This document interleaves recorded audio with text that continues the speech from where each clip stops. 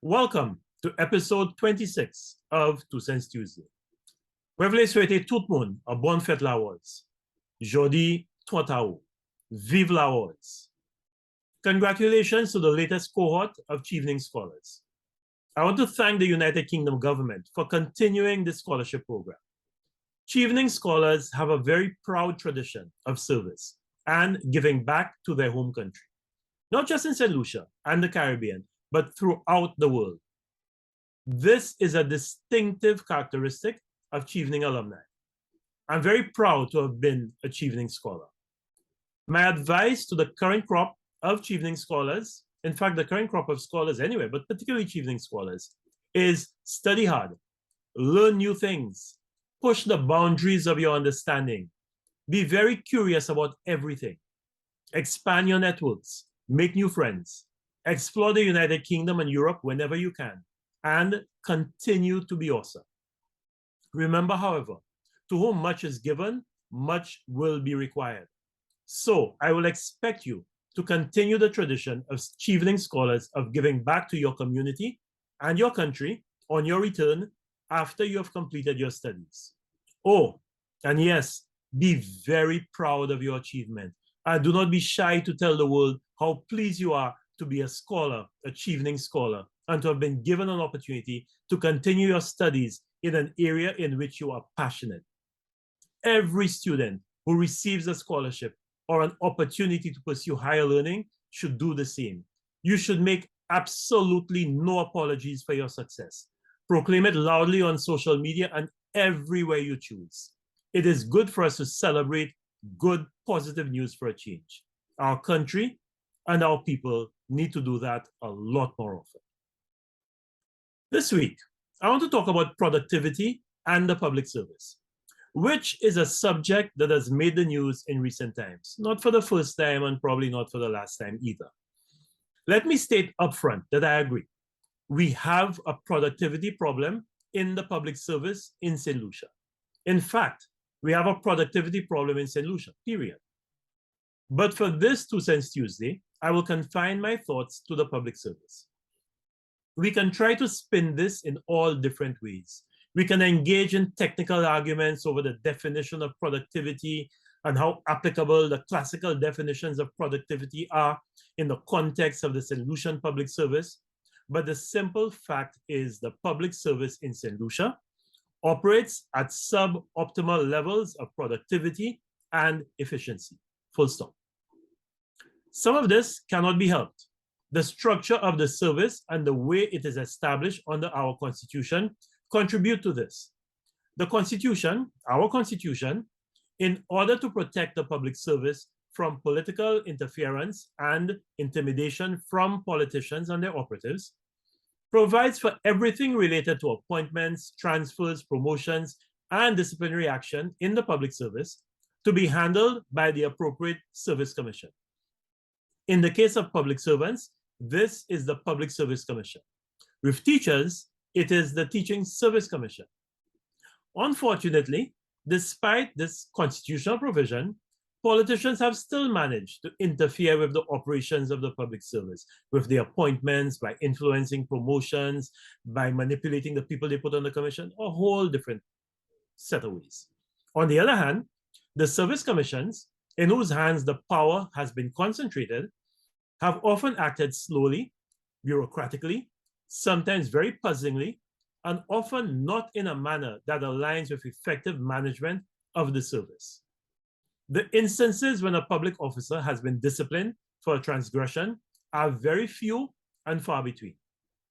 So I'm sure you can understand how in a system that does not have an effective mechanism for reward for high performance or discipline for poor performance, you would not get optimal levels of productivity.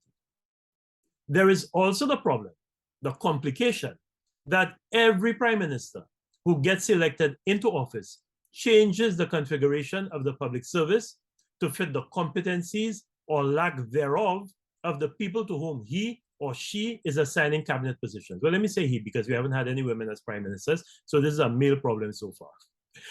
We have portfolios that are assigned and government departments put together that sometimes bear very little relation to each other, do not allow for synergies, and often create even greater confusion in the operations of the public service. Sometimes, for months after a new cabinet has been announced, there are public officers who do not know to which ministry they are assigned with the new configuration, or worse, have found that their work has suddenly been split between two or more departments. Let me give you an example. In the last Alan Shasty administration, we had two ministries with responsibility for energy. The Ministry of Infrastructure was responsible for LUSELEC, and the National Utilities Regulatory Commission that governs how the utilities, including LUSELEC, operate. While the Ministry of Sustainable Development was responsible for renewable energy and energy policy, broad energy policy. That division caused confusion in the minds of everyone, including the development partners who were supporting our energy program. And it prevented the smooth execution of the critical work of the government in energy. Productivity, efficiency, and effectiveness all suffered. That was not the fault of any public servant. That was the Prime Minister who decided to split the energy portfolio. In this current administration, in the Philip J.P. administration, we have a Ministry of Home Affairs, which traditionally and still has responsibility for the police, fire services, and correctional services, or the prison. But we also now have a separate Ministry of National Security, with that portfolio held by the Prime Minister. I have not yet been able to work out how the split works in the interests of productivity, effectiveness, or in promoting the efficient management of the dispensation of law and order in our country. Again, you cannot blame any public officer for these inefficiencies. Our prime ministers must stop chopping and changing the public service to suit the abilities or interests of their ministers. The efficient and logical approach, and certainly the one that will increase productivity, is to combine government agencies in a manner that is logical and conducive to good governance and effective implementation of work programs. Then to find and assign suitably competent ministers to, quote, exercise general direction and control over that department, unquote, which is what the Constitution says is the role of a minister. We cannot look at effectiveness and productivity in the public service in St. Lucia if we are not going to look at how the ministries are put together and who is assigned ultimate responsibility for the ministry. But there's another problem. The public service has a problem with performance management. First of all, few government agencies set ambitious performance targets at the start of the financial year. If you need proof of this, have a look at the key performance strategies section in the estimates of revenue and expenditure for the respective government agencies. That is presented in Parliament during the budget process, and the key performance indicators that these agencies have set to monitor and evaluate their effectiveness. Many of these key performance indicators are mundane, routine, unambitious, pedestrian, and not conducive to high agency performance. In fact, my experience is that these key performance indicators are set deliberately low so that the agencies can report success, overwhelming success, at the end of the financial year. Secondly, although it has supposedly transitioned to a more effective performance appraisal system, we still do not have rigorous individual goal setting and appraisal in the public service, with measurable parameters against which performance can and will be judged. However, as I explained earlier, even if that were in place, if there is not a system that objectively rewards high performance and penalizes poor performance, which there is not, then there are no real incentives for public officers to consistently perform at a high level, except their own personal goals and ambition. Having said all of this, it is unfair to paint all public officers with the same brush. My experience working in the public service is that there are several hardworking, productive, efficient, conscientious, industrious, helpful, courteous, and exemplary public officers. There are many public officers who put in a full day's work and more every single day. There are many officers who are always punctual and who work until the end of the day. There are many overloaded public officers who are carrying more than their fair share of the workload, either because their unit or department is understaffed, or there are people in their unit who are not pulling their weight. Now, this is not unique to St. Lucia.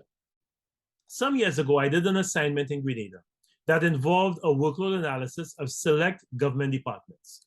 I distinctly remember in one small government department, finding a range that spanned 97% overloaded officers to 89% underloaded officers. In other words, some officers were doing the work of 2 people, while others were hardly doing any work at all. If we were to do a similar exercise in St. Lucia, and I would strongly recommend that the government does one, together with a skills gap analysis, and there are organizations like CARICAD, the Caribbean Center for Development Administration, that can help in this regard, would find similar results.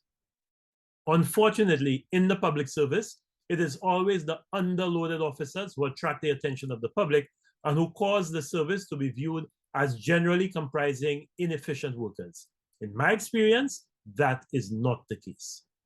So please, let us not get defensive every time someone says there is a productivity problem in the public service in St. Lucia, because there is, full stop. However, let's not be quick to put the blame at the feet of all the public officers. Some of this inefficiency, as I said earlier, is inbuilt because of the archaic and arcane structures that are used to govern the public service. These need to be changed.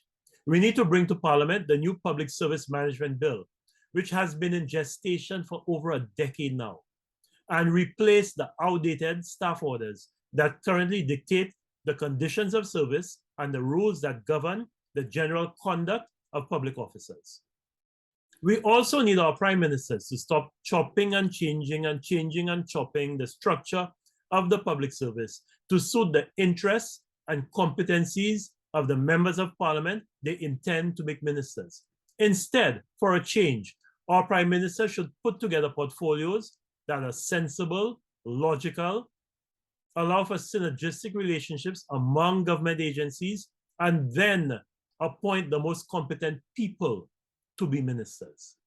We need to conduct institutional reviews of the key agencies in the public service and ensure that these agencies are fit for purpose. This is something that the Ministry of the Public Service started when I was the minister, but which appears sadly to have been discontinued. We should do workload assessments combined with skills gap analyses in the public service to ensure that our public officers have the requisite skills and competencies to perform their duties, particularly after we have completed the suggested institutional reviews. And we must pay attention to workloading. Some officers, some public officers in the public service in St. Lucia are carrying unfairly heavy workloads, while others are doing practically nothing. Just before I demitted office, we established a modern public service training center at Union to allow us to provide training to public officers that would better equip them to do their jobs. This center is spacious and well-equipped, or at least it is supposed to be well-equipped. I don't know what it's like since I demitted office in 2016, but it's supposed to be well-equipped. We should put it to use to ensure that our public officers can benefit from the continuous learning that this modern, dynamic environment in which our public service must operate requires. Government needs to be serious about public sector transformation. This should not just be the ambition of the Minister for the Public Service. The Prime Minister and the entire government must want public sector transformation, must want to see a transformed and more efficient public service, and must commit to it. That is the only way we will have an efficient, productive public service, which is vitally important for the sustainable development of our country. Thank you for viewing another 2 Cents Tuesday. Have a good week and stay safe. Goodbye. And again, vive la awards.